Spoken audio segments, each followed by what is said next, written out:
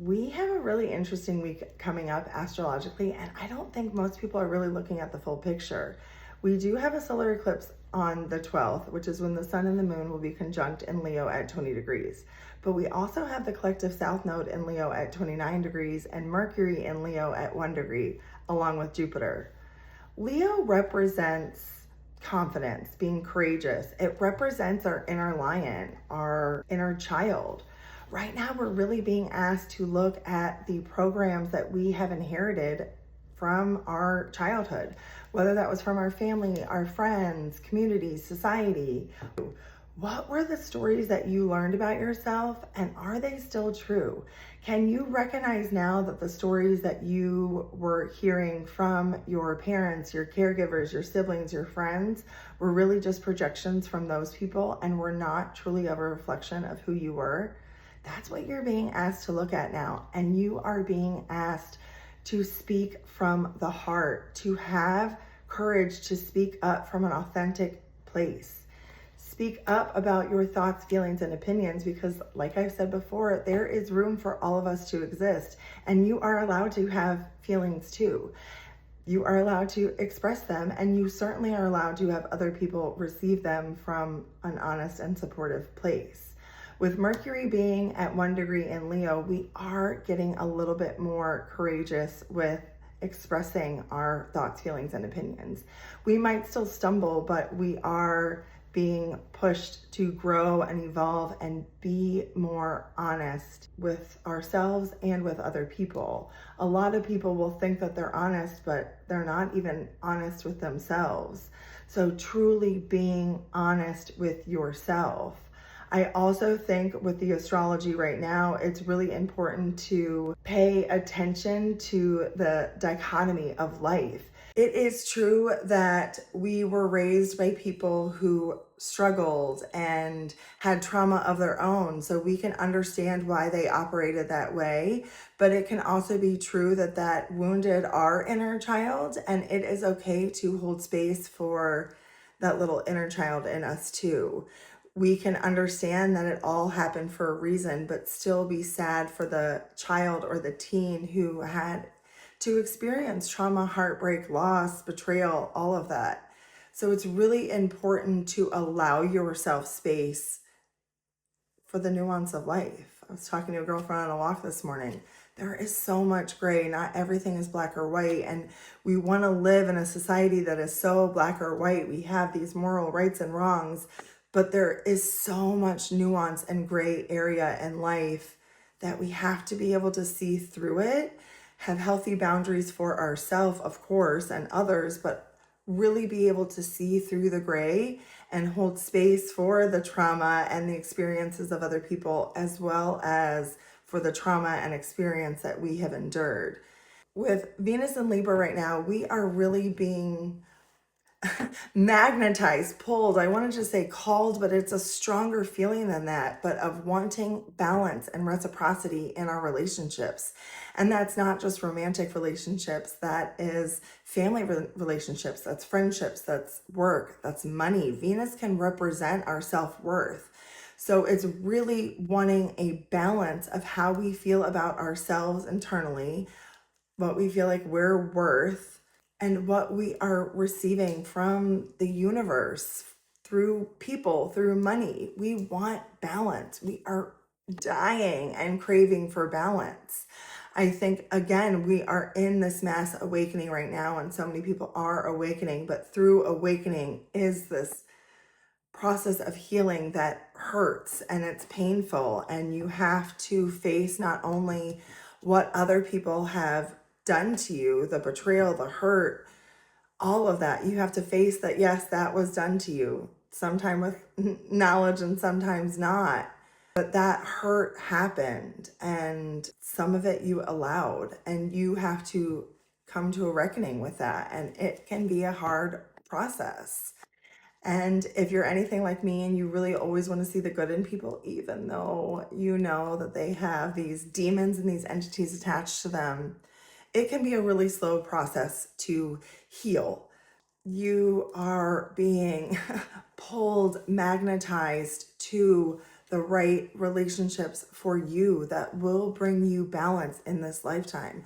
The universe always wants balance. And quite frankly, the universe doesn't really care where you're at. The universe doesn't care if you're wounded, distorted, or healed. It's going to find you the appropriate match. So if you are operating from a wounded or distorted place, guess what? Your balance is going to be either wounded or distorted. When you are operating from a secure and healthy place, your balance will be secure and healthy. And that balance is going to happen in friendships and family dynamics and romantic relationships and work and money.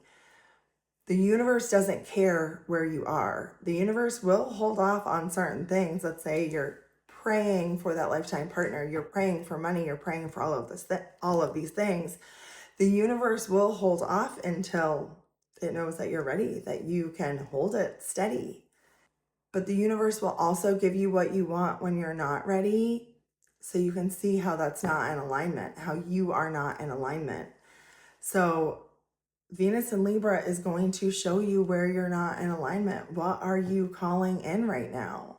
With all of the other energy happening in Leo, again, healing that inner child, giving love to that inner child, giving confidence to that inner child, giving courage to that inner child to speak up. And whether that's speaking up against abuse or pain, speaking up to the interwebs, speaking up to yourself, however it's showing up for you, just acknowledging your childhood, acknowledging your experiences, acknowledging who you really are and what your experiences felt like to you. And then looking at, have you repeated that pattern in your relationships? And I bet you have. So are the relationships that you are currently in alignment with who you are now? Again, it's not black or white. There's gray areas to life. And I know we want marriage and relationships to be black or white, that I'm in it, this is forever. But sometimes we enter relationships not from a healthy place, and one person grows, the other person doesn't, or you just grow separately. And it is okay to separate, whether, again, that's family, friends, romantic partners, marriages. It is okay to say, this relationship is not in alignment with me anymore. And I love you and I want you to grow and I wish you the best. But this dynamic doesn't work for me anymore. I've tried, I've done it all. But at some point, again, being honest with yourself and with others. Is this the relationship that you are growing towards, or is this a relationship that you're kind of growing from? And it can be devastating to say, no, I am growing away from this relationship that I thought would be forever, or I thought was family. I thought that this was my thing. But you have to be brutally honest with yourself. Again, listen to your body. Trust what it is telling you. Your body has senses, it has abilities that our brain cannot always comprehend, but our body is in constant communication with other people's energy fields. Our bodies will pick up on things that our brains cannot. So it's so important to listen.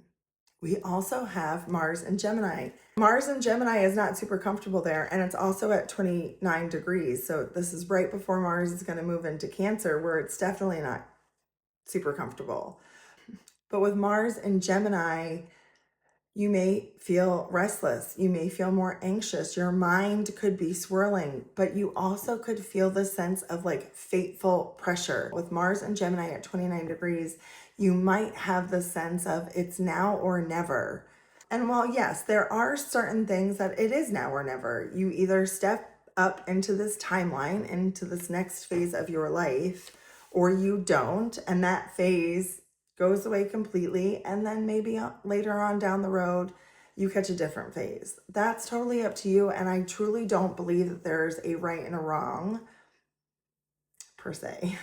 I do think that there are certain paths that you are truly meant to take.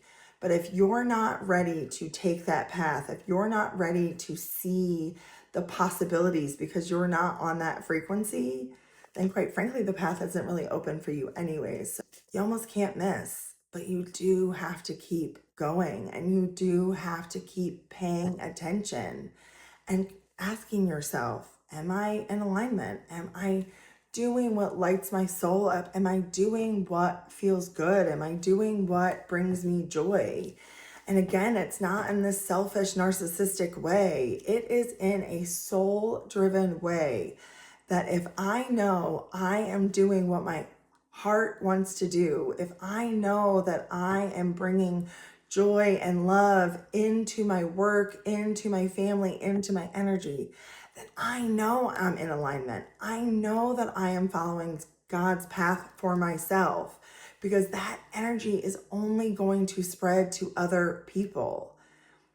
Doing your work and following the path that God has for you will disappoint some people, and it will change your life and other people's lives. You will have impacts, both good and bad, but all of that is by design. Sometimes what we perceive as bad is truly the best thing for somebody else, but we don't want to be the catalyst. But like I talked about in my video a while back, that we don't shift until a force comes upon us. So sometimes we are the force thrusting on to somebody else who has been static for far too long, and they need a catalyst to come and wake them up and say, you're not living on your divine path, and you have a mission and a purpose, and you have people assigned to you that you cannot get to unless you wake up and make changes and come into your authentic self and speak from your heart. Your heart is your connection to God and other people. And for so long, we have closed off our heart because it hurts. It hurts when other people reject us or abandon us or don't treat us the way that we deserve to be treated, or just don't see us the way that we want to be seen. Ultimately, that is a reflection of ourselves, of we need to see ourselves the way that we want other people to see us. We need to love ourselves the way that we want other people to love us. And then, yes, the external feedback we're getting will change. But it is a matter of keeping the hope and the faith and continuously holding the frequency of alignment, of devotion to yourself, to your mission, and to who God has written you to be. And yes, it is all in your astrology chart, and your relationships with other people are all in your synastry and your composite charts. It's all written out for you. There are layers, and there are depths, and there are growth passageways. There are so many ways to learn about yourself, whether it's astrology, numerology, human design. Everything about your life means something. And that's heavy, yes, but it's also beautiful. And it's trusting in this flow and not resisting change, but letting that catalyst, that force come and hit us and change us forever, because ultimately it is changing us for the better, even when we don't want to see it that way. So while everybody is focusing on the astrology for the 12th, continue to see how you are feeling and thinking about life, I would say over the next 2 to 3 weeks. Everybody thinks about Leo being energetic and, I'm out for the summer, but lions are actually very sleepy. This is actually a really good time to hibernate and get to know yourself on a deeper level. Think about your childhood. Think about what you were taught about yourself, love, life. Is all of that still true today? Or can you believe in something totally different? And most importantly, can you believe in yourself? That's the big question.